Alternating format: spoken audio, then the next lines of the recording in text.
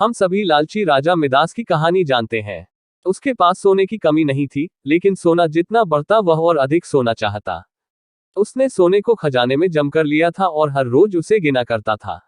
एक दिन जब वह सोना गिन रहा था तो एक अजनबी कहीं से आया और बोला, तुम मुझसे ऐसा कोई वरदान मांग सकते हो जो तुम्हें दुनिया में सबसे ज्यादा खुशी दे।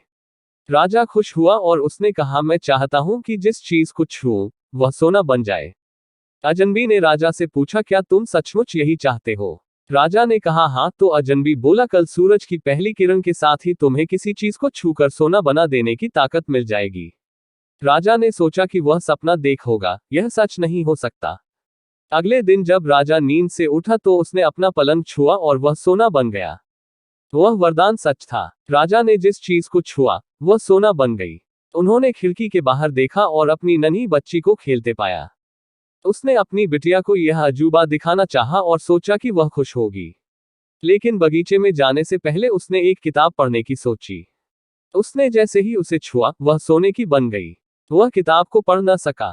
फिर वह नाश्ता करने बैठा। जैसे ही उसने फलों और पानी के गिलास को छुआ वे भी सोने के बन गए। उसकी भूख बढ़ने लगी और वह खुद से बोला, मैं सोने को खा और पी नहीं सकता। ठीक उसी समय उसकी बेटी दौड़ती हुई वहां आए और उसने उसे बाहों में भर लिया। वह सोने की मूर्ति बन गई। अब राजा के चेहरे से खुशी गायब हो गई। राजा सर पकड़कर रोने लगा। वह वरदान देने वाली अजनबी फिर आया और उसने राजा से पूछा कि क्या वह हर चीज को सोना बना देने की अपनी ताकत से खुश है।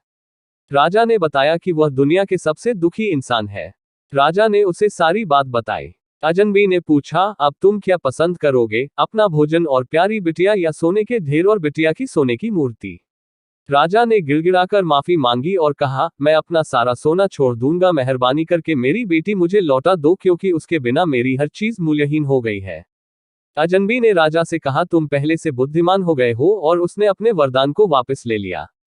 राजा को अपनी बेटी वापस फिर से मिल गई और उसे एक ऐसी सीख मिली जिसे वह जिंदगी भर नहीं भुला सका।